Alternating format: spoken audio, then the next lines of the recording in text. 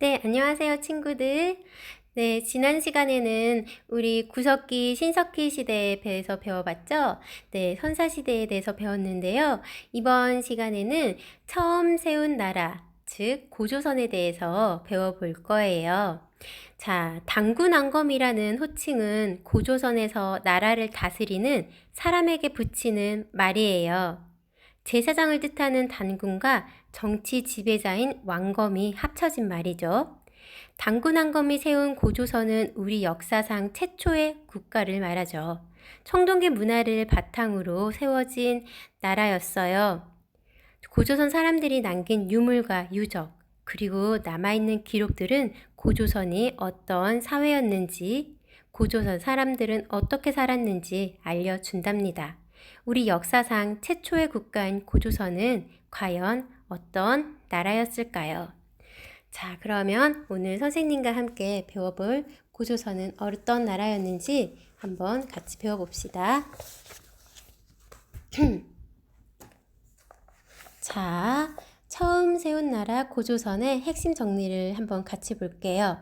자, 고조선은 우리나라 청동기 시대를 말을 해요. 청동기 시대에 고조선이 나타났으니까요.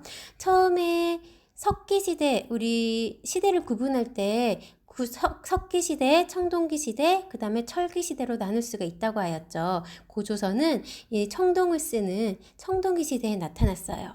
자, 시기는 여기 4000년에서 3500년 전 만주와 한반도의 청동기를 사용했어요.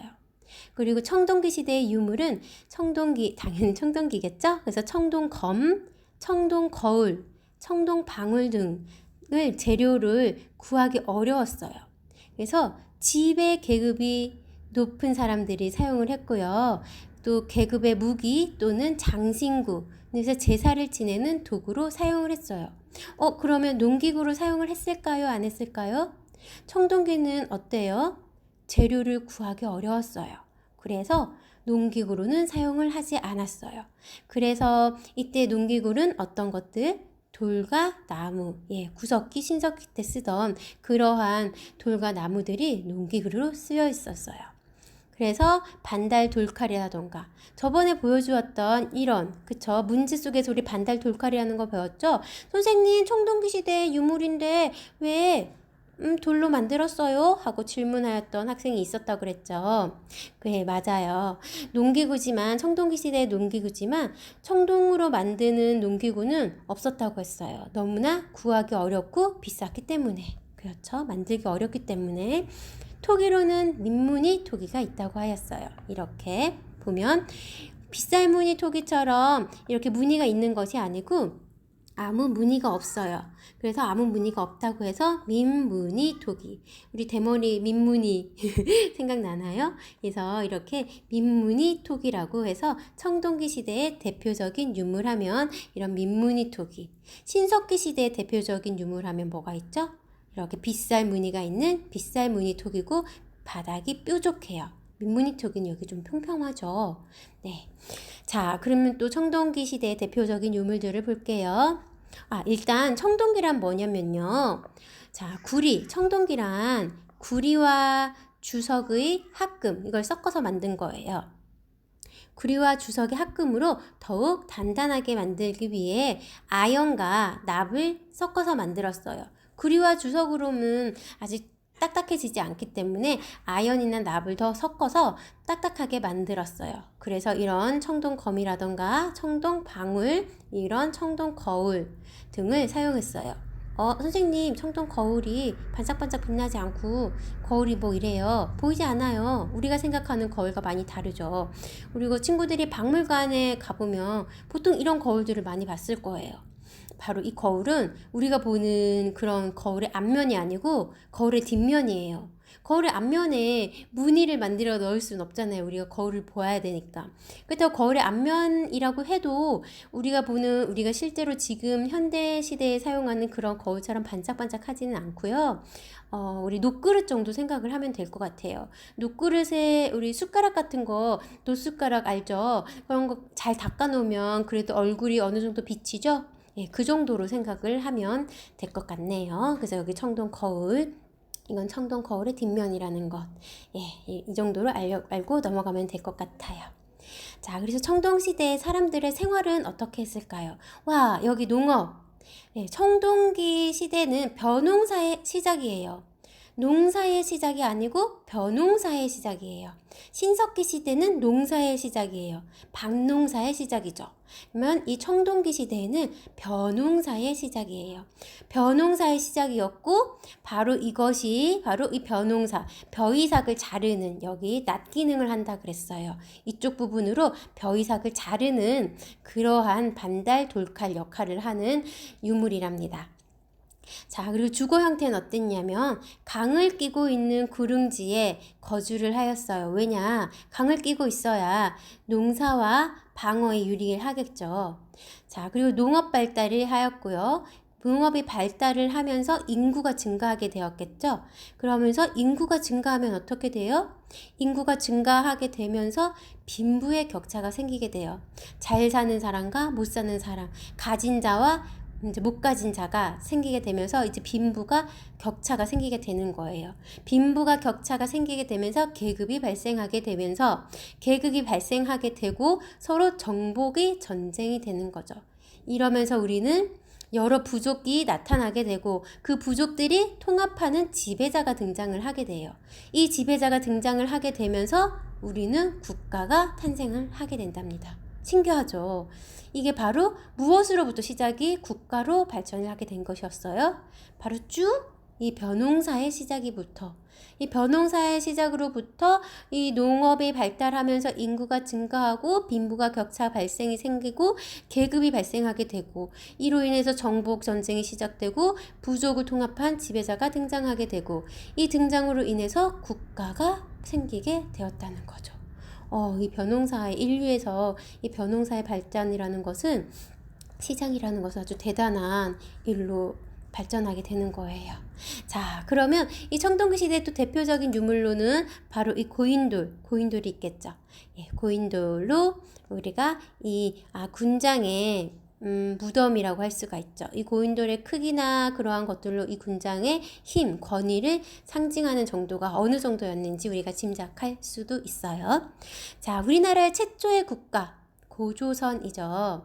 자, 단군이라는 말은 제사장을 뜻하는 말이고요. 왕검은 정치적 지배자라는 말을 뜻해요.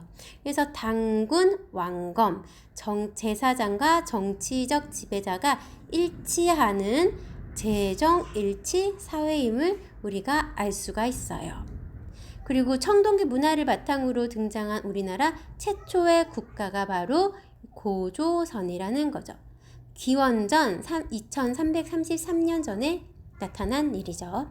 자, 고조선의 건국 기록을 보면은 단군 신화죠. 삼국유사, 이련 스님이 쓴 삼국유사에 이 단군 신화가 나타나 있죠. 자, 그럼 고조선의 성장을 한번 볼게요. 고조선의 영역을 보면 중국의 만주와 요령 지역으로부터 한반도 서북부 지역까지 이제 나타나 있어요. 중국의 여기 만주와 요령 지역부터 한반도 여기 서북부 지역까지 이렇게 넓게 아주 퍼져 있죠. 이것을 어떻게 아느냐고요? 어떻게 아느냐면 여기 보이는 탁자식 고인돌, 비파형 동거, 미송리식 토기 이러한 것들이 이 고조선에 관련된 유적과 유물들이에요. 그래서 이러한 것들이 이렇게 분포되어 있는 것들을 보고 이게 고조선의 영역이었구나 라는 것을 우리가 알 수가 있어요. 자, 그럼 고조선의 발전을 보면 철기가 이제 전래가 돼요. 이 고조선은 청동기 문화를 시점으로 해서 발전한 나라가 돼요. 그쵸? 시작을 한 건 청동기 문화로 시작을 하게 된 나라인데 어느 순간 철기가 전래되게 돼요. 언제? 기원전 5세기경에. 고조선은 기원전 2333년에 탄생한 국가잖아요. 그런데 기원전 5세기경에 중국에서 위만이라는 사람에게부터 중국에서 전래가 되게 되죠. 그 사람이 바로 위만. 그래서 위만의 집권이 되게 돼요. 그래서 위만이 당시에 고조선의 왕이었던 준왕을 몰아내고 왕위를 차지하게 되는 거죠. 그때가 기원전 194년이었어요. 그래서 이제 고조선은 성장을 하게 돼요. 왜냐? 위만으로부터 이제 철기 문화를 받아들였기 때문에. 그래서 철기 문화가 확산이 되고 이 위만이라는 사람에는 중개무역을 발달하게 되는 거예요. 중개무역이란 이제 이 나라에서부터 이 물건을 받아들여서 이 물건을 다른 나라로 파는 거고, 또 다른 나라로부터 물건을 받아들여서 이 다른 나라로 필요한 나라로부터 또 파는 거고, 이걸 바로 가운데서 무역을 하는 것을 중개무역이라고 해요. 그래서 이 중국과 한과의 대립이 심했어요.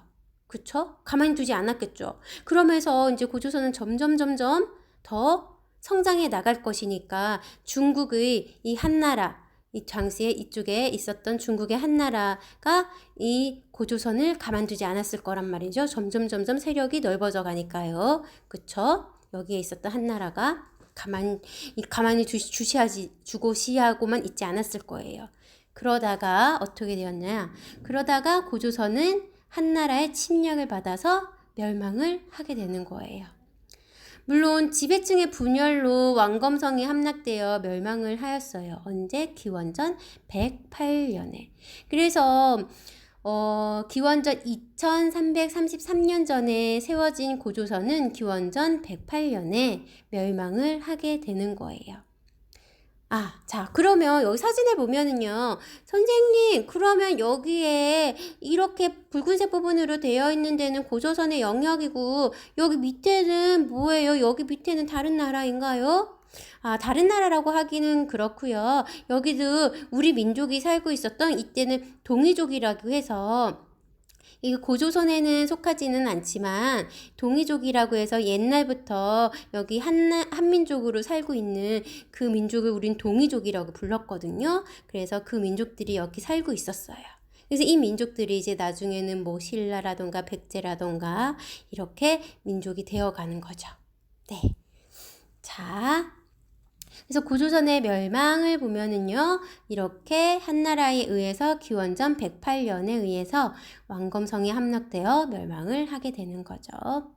영향으로는 고조선의 유민들은 남쪽으로, 자, 여기서 고조선들이 멸망을 했죠. 그래서 이쪽으로 이렇게 남쪽으로 내려오게 되는 거죠. 그러면서 자연스럽게 여기에 있었던 동이족들과 함께 스며들어 여기 고조선의 민족들이 내려와서 살게 되는 거죠. 자, 그런데 이제 고조선의 생활이나 법들을 한번 보겠어요. 고조선에는 내려오는 팔조법이니까 당연히 8개의 법을 말해요. 우리나라 같으면 지금의 헌법 같은 걸 말하는 건데요. 고조선의 법에는 팔조법이라고 해서 중국의 한서에 기록되어 현재는 4개는 없어졌고 3개의 조항만 전해져 내려오게 되어 있어요. 자, 팔조법을 통해서 본 고조선의 사회를 한번 들여다볼게요. 사람을 죽인 자는 사형에 처한다. 사람을 죽인 자는 사형에 처한대요. 무서워요? 그것은 그만큼 사람의 생명을 존중했다는 생명 존중 사상이 사회 질서가 매우 아주 엄격했다는 거예요. 자, 그러면 남을 다치게 한 자는 곡식으로 갚아야 한다라는 조항이 또 있어요. 남을 다치게 한 자는 곡식으로 갚아야 한다라는 것을 보아서 곡식, 바로 농업사회라는 것을 알 수 있었고, 곡식으로 갚아야 한다는 것을 보아 노동력을 중시하고 또한 사유재산을 인정한 사회라는 것을 우리가 알 수가 있죠. 그리고 마지막 조항에 보니까 도둑질한 자는 노비로 삼는다. 만일 도둑질한 사람이 죄를 벗으려면 많은 돈을 내야 한다라는 것을 보아 이 노비라는 것을 보고 우리는 계급사회임을 알 수가 있고 돈을 내야 한다는 것을 보아 화폐를 사용했음을 우리는 이 고조선의 사회를 잠깐 알아볼 수가 있었던 것이죠. 자, 그러면 우리 철기시대, 이제 아까 선생님이 했던 말 중에서 고조선은 청동기 사회로 시작을 했지만 위만이라는 사람이 철기를 가지고 왔다는 거 들었죠? 그쵸? 철기의 전례. 그러면서 승승승 장구를 하면서 철기로 인한 문화가 확산이 되고 중개무역이 발달을 하게 됐다고 했어요. 이로 인해서 중국과의 한과 대립을 하게 됐다고 하였죠. 자, 그럼 철기의 사용을 한번 볼까요? 이때부터 우리는 이제 철기 시대가 되는 거예요. 자, 위만조선이 이제 철기를 가지고 온 게 언제였다고요? 기원전 5세기경이죠. 철기가 전래되었던 것이. 그래서 우리가 기원전 5세기경부터는 이제 철기 시대라고 부르게 되는 거예요. 그래서 청동기보다 더 단단한 철기가 등장하게 되었어요. 철기 사용으로 나타난 변화를 보면 철로 만든 농기구. 선생님, 청동기는 농기구가 없었어요. 그렇죠. 청동기는 비싸기도 하고 만들기도 하고 그리고 그만큼 재료를 구하기도 어려웠기 때문에 만들 수가 없었죠. 근데 철은 재료도 흔하고 만들기도 청동기보다는 쉬웠거든요. 그래서 철로 만든 농기구를 사용할 수가 있었죠. 그러다 보니 농업 생산량이 내려가겠어요? 올라가겠어요? 네, 생산량이 아주 증가를 하게 되겠죠. 농업 생산량이 증가를 하다 보니까 인구도, 먹을 것이 많아지니까 인구도 증가를 하게 되는 거죠.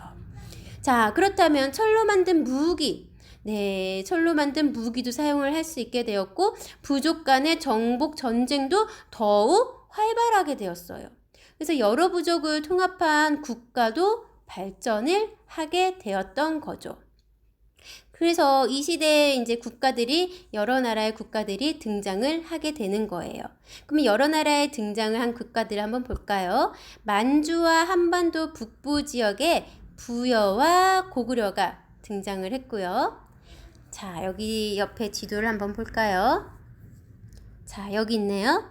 만주와 이제 북부 지역에 여기 부여와 여기 고구려가 나타났고요. 그리고 이제 또 한반도 북부 동해안 지역에 옥저와 여기 동해가 나타났어요. 그리고 한반도 남부 여러 소국으로 이루어진 삼한 지역에 여기 마한, 진한, 변한 이렇게 해서 이 세 지역을 우리는 삼한이라고 불러주어요. 그래서 여기 부여, 고구려, 옥저, 동해, 마한, 진한, 변한 이 삼한 지역까지 이 지역이 바로 다 우리나라 역사가 되는 거예요. 이러한 철기 문화를 바탕으로 한 이 여러 부족 국가들이 나타나게 된 것이죠. 이러한 국가들이 등장을 하게 되었답니다. 자, 그러면 한국사 빈칸으로 확인하기 문제 한번 풀어볼게요. 옆에 답이 보이나요? 안 보이죠? 자, 이번에도 땡땡이라고 선생님이 외치면 우리 친구들이 큰 소리로 외치면서 답을 말해보는 거예요. 자, 1번 청동기는 집의 계급의 무기나 장신구 땡땡 지내는 도구를 만드는데 주로 쓰였다. 자, 우리 친구들 땡땡 자신있게 큰 소리로 말했죠? 답보기 없어요. 자, 두 번째 2번 청동기 시대에는 땡 농사가 시작되었고 계급이 발생하였다. 신석기 시대에는 밭농사가 시작된 거고요. 청동기 시대에는 땡 농사가 시작되고 계급이 발생하였어요. 그쵸? 자, 3번 우리나라 최초의 국가는 땡땡땡이다. 다른 거 몰라도 이번 시간에 이거는 꼭 알아야 해요. 우리나라의 최초의 국가는 땡땡땡. 지나가든 강아지한테 물어봐도 이건 알아야 해요. 그쵸? 자, 4번 철기 시대에는 정복전쟁을 통해 여러 부족이 통합되면서 점차 땡땡으로 발전하였다. 자, 땡땡. 과연 무엇으로 발전하였나? 이것을 처음으로 거슬러 올라가면 벼가 있어요. 벼 농사의 시작으로 인해서 이것으로까지 발전을 하였어요. 정말 신기한 거예요. 그쵸? 자, 우리 친구들 오늘 문제까지 다 읽어보았는데요. 선생님이 다음번에 이 여러 나라의 발전, 부여, 고구려, 옥저, 동해, 여기 마한, 진한, 변한까지 있는데 이거에 대해 이 각각의 나라마다 풍습이, 결혼 풍습이라든가 생활 풍습이 외울 것이 조금 있어요. 그런데 외우라고 하면 우리 친구들 되게 싫죠? 그쵸? 그래서 재미있는 노랫말로 선생님이 알려줄 건데 한번 이거는 기회가 되면 선생님이 알려주도록 하겠습니다. 알려주세요 하는 댓글이 있으면 선생님이 알려주고, 괜찮아요 선생님, 뭐 그냥 넘어가도 돼요 라고 하는 친구들이 있으면 그냥 넘어가도록 하겠습니다. 자, 그럼 오늘도 친구들 수고하셨고요. 다음 10분 쉬었다가 다음 뒤에 문제풀이에서 다시 만나도록 해요. 친구들 수고하셨어요.